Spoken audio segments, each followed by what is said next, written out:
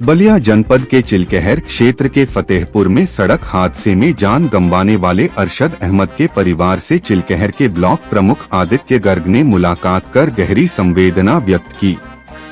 इस दौरान उनके साथ सूर्यकांत जी एवं प्रधान संघ अध्यक्ष अभय कौशल भी मौजूद रहे। परिवार की दयनीय स्थिति और बच्चों के भविष्य को देखते हुए ब्लॉक प्रमुख आदित्य गर्ग ने हर संभव मदद का भरोसा दिलाया। उन्होंने कहा कि अरशद के बच्चों की पढ़ाई की जिम्मेदारी वह स्वयं उठाएंगे। बच्चे जिस स्तर तक शिक्षा ग्रहण करना चाहेंगे, उन्हें उनके विद्यालय में या अपनी ओर से निःशुल्क शिक्षा दिलाने का प्रयास किया जाएगा।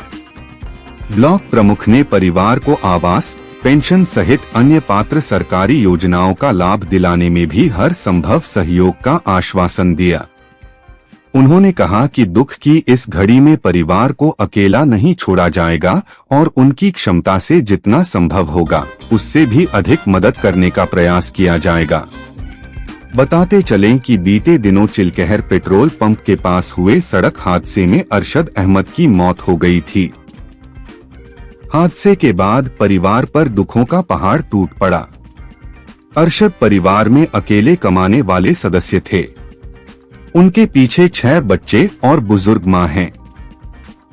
अरशद के निधन के बाद परिवार गहरे सदमे में है और सामने रोजी रोटी का संकट भी खड़ा हो गया है।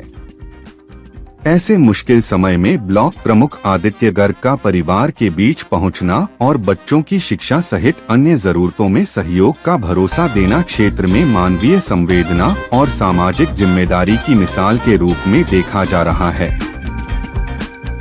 ब्लॉक प्रमुख ने दोहराया, जितनी मेरी क्षमता है उससे अधिक मैं परिवार की मदद करने का प्रयास करूंगा। आज फतेहपुर में आए हैं, इतनी बड़ी घटना हो गई, क्या कहेंगे? देखिए, कुछ दिन पहले हमारे चिलकहर में ब्लॉक के बगल में ही एक्सीडेंट हुआ था। हमारे अरशद भाई थे जो काफी करीबी थे, हम लोग जुड़े थे। हमारे प्रधान जी जो यहाँ के बुजुर्ग के साथ में आते जाते थे और दरअसल घटना किसी गाड़ी से घटना घट गई, उसमें मृत्यु हो गई। तो मैं आज इस ब्लॉक का मुखिया होने के नाते आज मैं आया, इनसे मिलने आया क्योंकि कल ही मैं लखनऊ से आया हूँ। क्योंकि मेरी माता जी अस्वस्थ, तबीयत खराब था, मैं 1 हफ्ते से लेकर वेदांता इलाज करा रहा था। तो आज कल आया, मैं फिर परिवार से मिलने के लिए आया। और जो भी बच्चे बैठे हैं, छोटे बच्चे हैं, पढ़ने के लिए मैं जितना सक्षम हूँ मेरे हिसाब से इनकी मदद करने का काम करूँगा।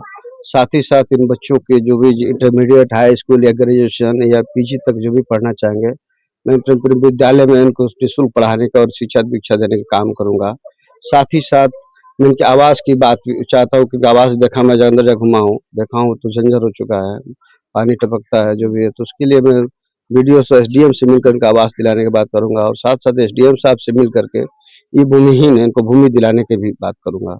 और मैं चाहूँगा कि जिस गाड़ी से एक्सीडेंट हुआ है उस गाड़ी से उसका क्लेम मिले। जो भी गाड़ी लड़ी है, जो भी अज्ञात लिखा गया, मैं किसी का नाम नहीं जानता किसकी गाड़ी से हुआ है, लेकिन जो भी हुआ उस गाड़ी का इंश्योरेंस का जो क्लेम मिले। साथ ही साथ मैं चाहूँगा कि मौजूदा सरकार इस परिवार को और इस बच्चियाँ छोटी-छोटी इनकी शादी की जिम्मेदारियाँ ले, इनको किसी संविदा पे नौकरी देने का काम करे ताकि इस परिवार का पालन पोषण हो सके। और साथ ही साथ इनको जीवन यापन के लिए मुख्यमंत्री राहत कोष से इनको धन मिले। मैं सत्ता पक्ष से निवेदन विनती करूँगा क्योंकि मैं विपक्ष में तो कर नहीं सकता हूँ, विपक्ष से सत्ता पक्ष से निवेदन करूँगा, मुख्यमंत्री निवेदन करूँगा। मिली कि सत्ता पक्ष के ही पूर्व विधायक हैं सुरेंद्र सिंह, उनकी गाड़ी से एक्सीडेंट हुआ था।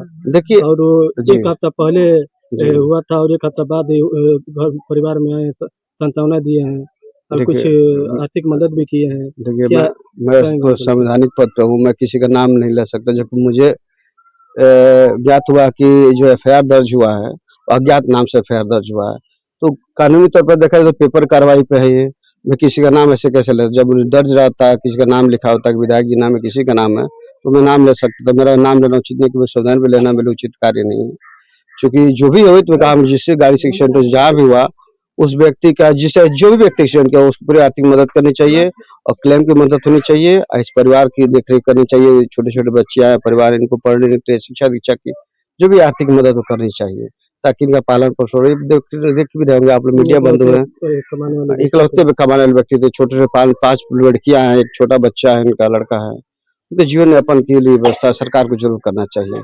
ताकि इनका पालन पोषण हो सके। बाकी हम लोग से जो ब्लॉक स्तर से जो भी मदद हो सकेगी, आवास के लेकर के, या मैं शिक्षक खुद मैं जिम्मेदारी उठाता हूँ अपने विद्यालय में, अपने विद्यालय में इनको इंटरमीडिएट से लेकर ग्रेजुएशन पीजी तक जो भी करना चाहेंगे मैं कराने का काम करूंगा इनको।